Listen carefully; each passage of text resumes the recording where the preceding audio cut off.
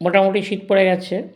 সেই মতো আমরা এবার ঠিক করলাম কোনো নির্জন জায়গা, একদম অফবিট জায়গায় আমরা যাব। আমরা ঠিক করলাম বালাসোরের সমুদ্র সৈকত। খবর নিলাম ওখানে একটি রিসোর্ট আছে, ব্লু আইস ইকো রিসোর্ট। রিসোর্টের মালিকের সঙ্গে ফোনে আমরা যোগাযোগ করলাম। ফোন নাম্বারটা আমি প্রথমেই দিয়ে দিয়েছি। হাওড়া থেকে ধৌলি এক্সপ্রেসে চড়ে ঠিক 10:30টার মধ্যে আমরা পৌঁছে গেলাম বালাসোরে। বালাসোর স্টেশন থেকে ওই রিসোর্টে যেতে হলে আপনাকে একটি অটো করে নিতে হবে। হোটেলের মালিকের সঙ্গে আমরা আগে কন্ট্যাক্ট করে নিয়েছিলাম, মানে কটেজের মালিকের সঙ্গে। উনি একটি অটো আমাদের ঠিক করে দিয়েছিলেন। সেই মতো ট্রেন থেকে আমরা ফোন করি এবং অটো ড্রাইভার ঠিক টাইমে স্টেশনে পৌঁছে যায়।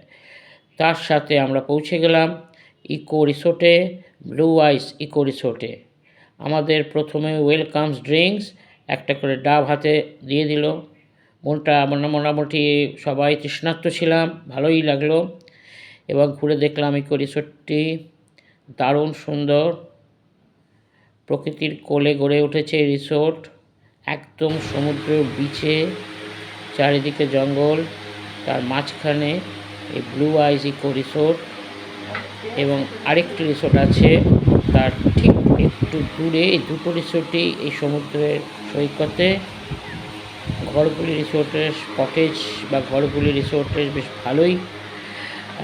যে বেডটি দেওয়া হয়েছে সে বেডটি মোটামুটি 3 জন আরামসে শুতে পারবে। এসি আছে, এসি আপনি ব্যবহার করতে পারেন, নাও করতে পারেন, কিন্তু এসির দরকার ছিল না কারণ বেশ ঠান্ডা ছিল।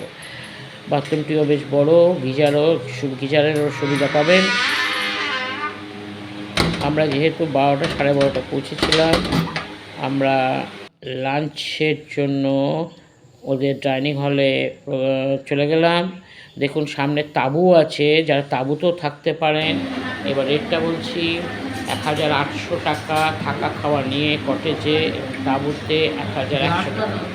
লাঞ্চ ভালো দিয়েছিল, ভাত, ডাল, আলু ভাজা, তার সঙ্গে পটল চিংড়ি, আলু পোস্ত, ডাল এবং পমফ্রেট মাছের একটা প্রিপারেশন ছিল এবং চাটনি, দারুণ খাবার। পেট ভরে আমরা খেলাম। খেয়ে একটু বিশ্রাম করতে করতেই সন্ধ্যাকার নেমে আসলো। রিসোর্টের মালিক বলল অন্ধকারে বা সন্ধেবেলা এখানে কেউ বেরোয় না সমুদ্রের পাড়ে, কারণ এই জায়গাটাই খুব নির্জন। পরের দিন আমরা সকালবেলা জলখাবার খেয়ে, জলখাবার বলে দিই, জলখাবার তারা দিয়েছিল পুরি সবজি। আপনি বলে দেবেন, পুরি পছন্দ না হলে বাটার টোস্টও দেবে, এগ টোস্টও দেবে।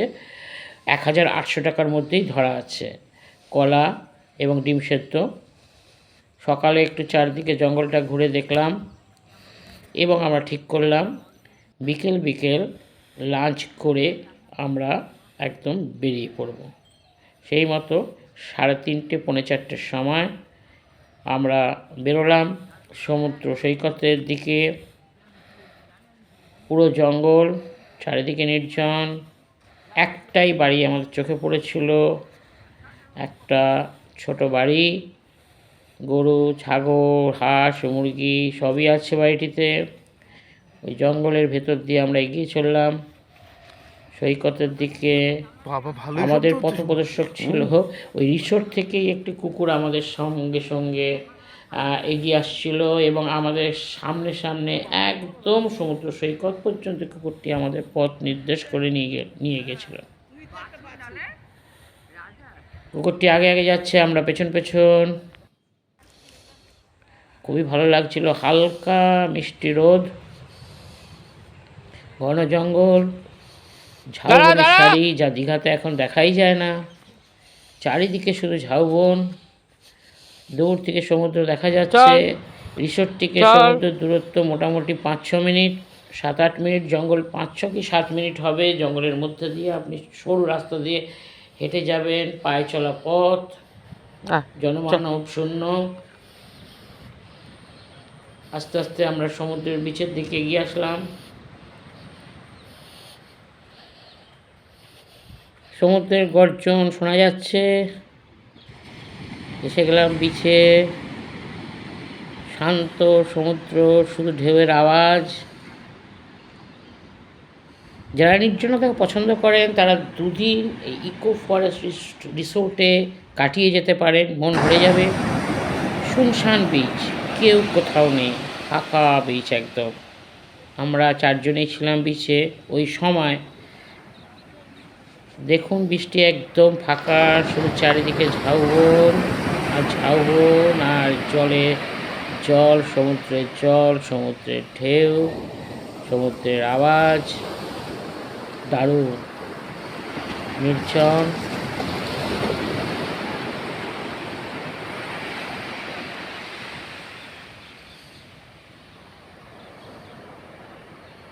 কিছুক্ষণ আমরা বিচে ছিলাম, উপভোগ করছিলাম নির্জনতাকে, শহরের কোলাহলের থেকে মুক্তি নিয়ে এই বিচে বা সমুদ্র সৈকতে আমরা দুদিন কাটালাম। সত্যি বলছি, মন ভরে গেছিল। এবার ফেরার পালা। আস্তে আস্তে অন্ধকার নেমে আসছে। অন্ধকারের পর এখানে না থাকাই ভালো। আস্তে আস্তে আমরা আবার রিসোর্টের দিকে এগিয়ে চললাম। মর্নিং গ্লোরি বিবেক চ্যানেল থেকে সকলকে আমার ধন্যবাদ।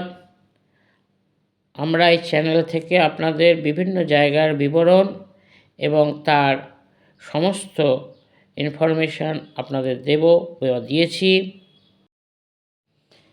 যদি ভালো লাগে চ্যানেলটিকে আপনারা সাবস্ক্রাইব করে দিন এবং এই বালাসোরের সমুদ্র সৈকতের বিবরণটি শেয়ার করে দিন, যাতে অনেকেই জানতে পারে।